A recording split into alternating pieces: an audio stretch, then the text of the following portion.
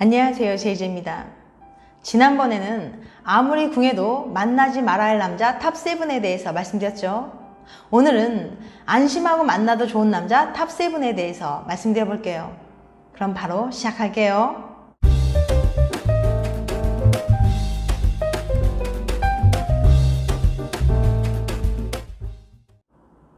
안심하고 만나도 좋은 남자 탑7. 첫 번째, 자기 통제력이 강한 남자. 사귀다 보면 서로 안 맞는 부분이 생길 수도 있고 그로 인해 다툼이 생길 수도 있어요. 하지만 화가 난다고 해서 연인에게 막말을 하거나 폭력적인 행동을 한다면 그 사람과의 관계는 점점 무너지게 될 겁니다. 지금까지 살아온 환경도 다르고 가치관이나 생각도 다른데 어떻게 모든 것이 자신의 마음에 들 수가 있겠어요. 때론 그런 그녀의 행동이 마음에 들지 않거나 왜 그런 행동을 하는지 이해하기 어려울 수도 있을 거예요. 그래도 서로에 대한 최소한의 예의를 지키는 것은 연인관계를 유지하기 위해서 정말 중요합니다.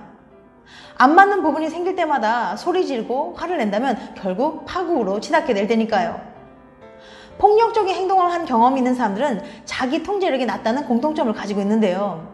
자기 통제력은 상황에 맞게 스스로의 행동을 통제하고 의사결정할 수 있는 능력입니다. 즉, 더 좋은 결과를 위해서 당장 하고 싶은 것을 참는 능력을 말해요. 자기 통제력이 낮은 사람은 자기 통제력이 높은 사람보다 거의 10배 가까이 폭력적인 행동을 했습니다.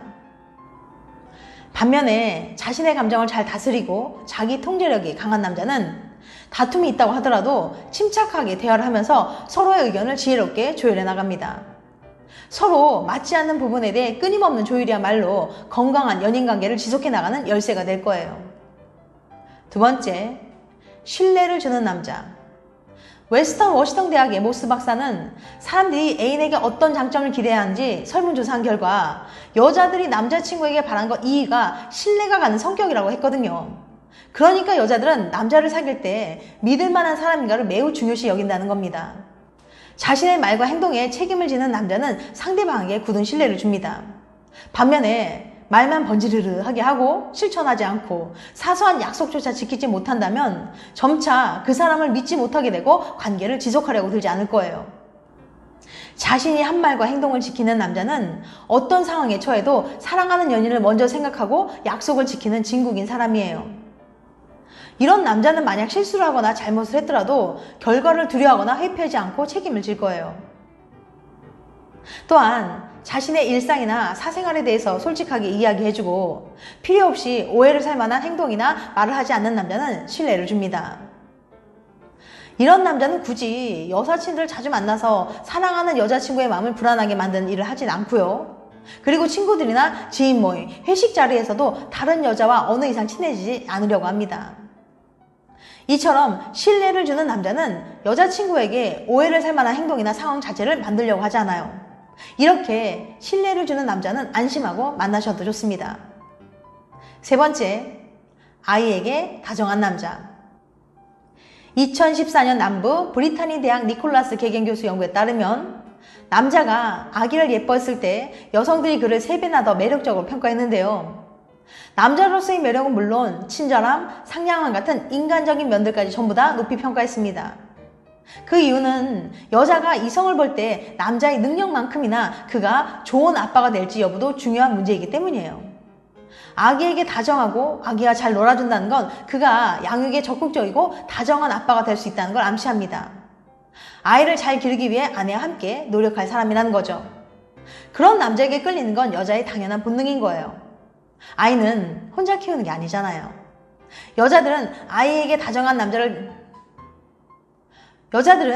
아이에게 다정하게 대하는 남자를 보면 참 자상한 사람이구나 라는 생각을 하게 돼요. 아이 눈높이에 맞춰 잘 놀아주고 환하게 웃는 남자의 모습을 보면 자신도 모르게 마음이 따뜻해지는 걸 느끼죠. 결혼을 하면 아이를 낳을 텐데 아이를 사랑하고 다정하게 대해준 남자가 내 남편이 된다면 미래에 우리 아이들에게 잘해줄 모습이 그려지면서 행복한 가정을 꾸릴 수 있을 것 같은 느낌이 들잖아요. 이런 남자는 육아를 아내에게 떠넘기고 모른 척하지 않고 아내와 함께 아이를 잘 키울 것 같은 믿음을 주니까요. 네 번째, 긍정적인 남자. 남자든 여자든 긍정적인 사람이 옆에 있어야 자신의 삶도 더욱 긍정적인 방향으로 나아갈 수 있다고 생각해요. 매사 부정적인 사람은 주변 사람들에게 부정적인 감정을 쏟아내고 그것을 듣는 사람들은 상당히 스트레스를 받게 됩니다. 감정이란 건 순간적이기 때문에 시간이 지나면 그러한 감정이 사그려들기 마련이지만 지속적이고 주기적인 부정적 감정의 전이는 나중에 사라지지 않고 나에게 각인이 돼요. 만약 남자친구가 매번 불만이나 남의 뒷담화 등 이런 부정적인 감정이나 말들을 내게 쏟아낸다면 반복적으로 부정적인 감정의 전이가 일어나서 나의 삶 자체도 악영향을 끼치고 말 거예요. 반면에 항상 긍정적인 마인드로 모든 일을 대하며 생활하는 사람이 곁에 있으면 나의 생각이나 행동도 더 밝아지고 긍정적인 방향으로 나아가게 될 거예요. 5번째, 주체적으로 미래를 설계하고 끊임없이 노력하는 남자. 자신을 위해 아무런 계획도 노력도 하지 않는 남자보다는 미래를 설계하고 더 나은 미래를 위해 끊임없이 노력하는 남자에게 믿음이 가는 법이죠. 미래의 비전이 보이진 않지만 그냥 만나는 순간이 즐거운 남자와 가벼운 연애를 할 수 있어도 그와 결혼까지 생각하진 않죠. 연애는 사랑만 있어도 가능하지만 결혼은 현실적인 면을 생각하지 않을 수 없으니까요. 물론 지금 이 순간을 즐기는 것도 좋지만 미래를 준비하고 계약하는 남자에게 믿음을 갈 수밖에 없어요. 현실이 힘들어도 미래를 설계하고 끊임없이 노력하고 실행하는 남자의 모습을 보면 이 남자에게 내 인생을 걸어봐도 괜찮겠구나 라는 생각이 들게 되죠. 이런 남자는 안심하고 만남을 이어가도 좋아요. 6번째, 상대방을 존중해주는 남자. 연인관계에서 서로 존중해주는 자세는 정말 중요합니다. 만남이 지속되다 보면 서로 너무 편하고 익숙해졌기 때문에 상대에게 함부로 대한다거나 무시하는 행동을 하기 쉬워요. 그로 인해 상대방이 자존심이 상하거나 마음에 상처를 받게 될 수도 있고요. 서로 생각도 다르고 지금까지 살아온 방식도 다른데 서로 다툼이 생기지 않을 수는 없죠. 하지만 이런 상황을 어떻게 지혜롭게 풀어나가느냐가 더 중요합니다.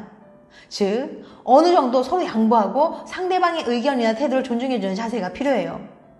만약 연인이 어떤 문제에 직면했을 때 자신의 의견만 고집하지 않고 상대방의 입장을 이해하고 존중해주기 위해서 노력한다면 결혼을 결심하게 되는 충분한 요인이 될 거예요.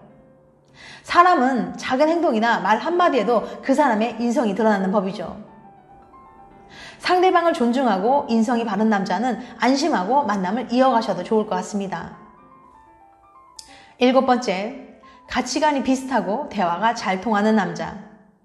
연인 관계를 오래 지속해 나가기 위해서는 단지 좋아하는 감정만으로는 어렵습니다. 연인 사이에 서로의 의견이나 생각을 전달하는데 대화는 매우 중요하죠. 사고방식과 가치관이 비슷한 상대와 연애를 하면 심리적으로 안정감을 찾을 수 있어요.